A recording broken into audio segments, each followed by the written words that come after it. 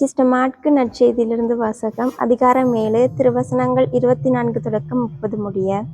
அக்காலத்தில் இயேசு புறப்பட்டு தீர் பகுதிக்குள் சென்றார். அங்கே அவர் ஒரு வீட்டிற்குள் போனார்.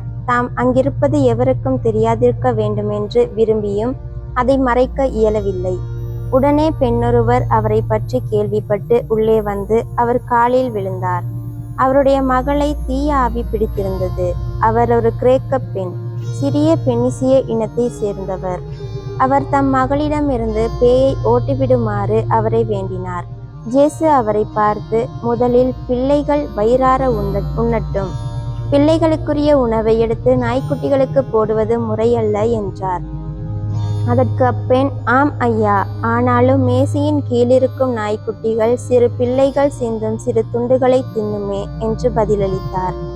அப்பொழுது இயேசு அவரிடம், நீர் இப்படி சொன்னதால் போகலாம், பேய் உம் மகளை விட்டு நீங்கிற்று என்றார்.